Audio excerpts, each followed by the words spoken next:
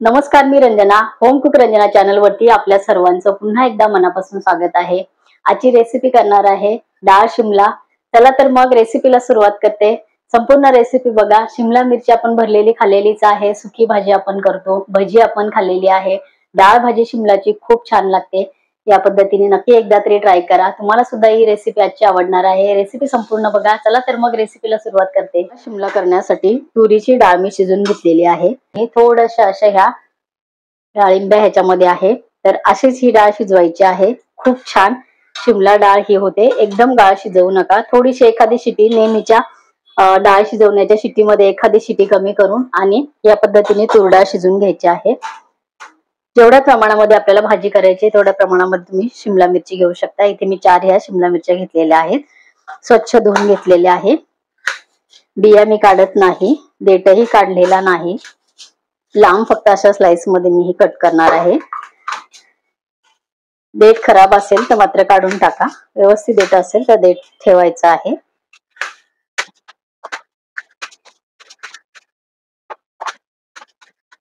एक मीडियम साईजचा टोमॅटो कापून घ्यायचा आहे. 5-6 लसणाच्या पाकळ्या घेतलेल्या आहेत. 3 ते 4 हिरव्या मिरच्या घेतलेल्या आहेत. तिखट तुम्ही तुमच्या तिखटाच्या चवीप्रमाणे इथे घ्या. टोमॅटो मिरची कापून झालेली आहे. आता द्यायची फोडणी. 2 टीस्पून मी घातलेले पतेल्यामध्ये तेल कडकडीत गरम करायचं आहे. तेल गरम होतं तोपर्यंत भाजलेले शेंगदाणे आहेत. साली सकट छोटी अर्धी वाटी घेतलेली. टीस्पूननी 3 टीस्पून आहेत. जाडसर कुटायचे आहेत, बारीक नाही. शेंगदाणे कुटायचे आहेत. तेल कडकडीत गरम झालेलं आहे. अर्धा टीस्पून मी घालते राई.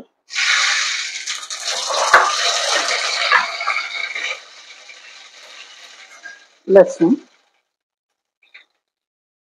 मिरची घालायची आहे.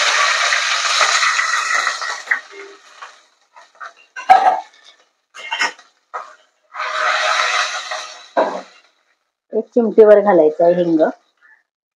अर्धा टीस्पून घालायची हळद. टोमॅटो, शिमला मिरची,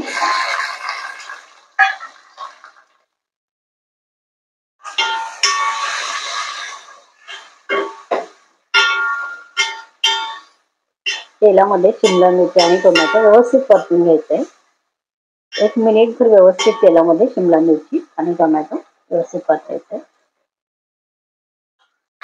कमी गॅसवर झाकण ठेवायचंय. मिरची तेलामध्ये टोमॅटो आणि मिरची व्यवस्थित परतून घ्यायची.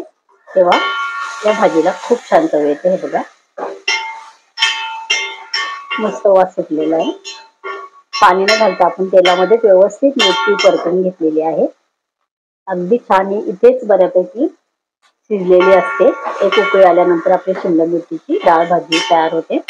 शेंगदाणे भाजलेले आहेत म्हणून मी आता टाकते.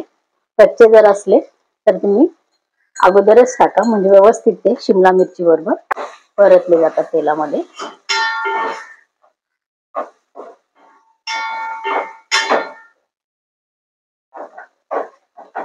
मी लाल तिखट तुम्हाला आवडत असेल तर तुम्ही थोडंसं इथे घालू शकता. मी हिरवी मिरची जास्त घेतलेली आहे त्यामुळे मी लाल तिखट घालणार नाही. तुम्ही लाल मिरची पावडर घालू शकता. शिजून घेतलेली डाळ,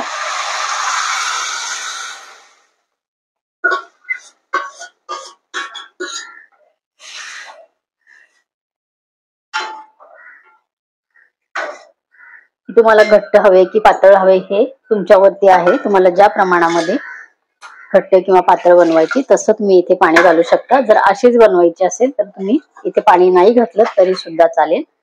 खूपही पातळ करायची नाही. गरजेनुसार पाणी घातलेलं आहे. चवीनुसार मीठ घालते. खळखळून उकळी घ्यायची भाजीला. थोडासा घालायचा आहे गुळाचा खडा. माझ्याकडे गुळ पावडर आहे. अगदी एवढा खडा आहे. ज्यामध्ये तुरडाळीचा वापर आपण वरण असेल किंवा तुरडाळीचा कुठल्याही भाजीमध्ये आपण वापर करत असेल तर थोडासा गुळाचा खडा टाकायचा, कारण ऍसिडिटी होत नाही. भाजी गोड वगैरे लागत नाही, पण ऍसिडचं प्रमाण त्यातलं कमी होतं आणि आपल्याला त्रास होत नाही. व्यवस्थित खळखळून उकळी घ्यायची. शिमला डाळ भाजीला उकळी आलेली आहे. थोडीशी कोथिंबीर घालते कापून, स्वच्छ धुवून घेतलेली आहे. शिमला मिरचीची डाळ भाजी आपली इथे तयार झालेली आहे.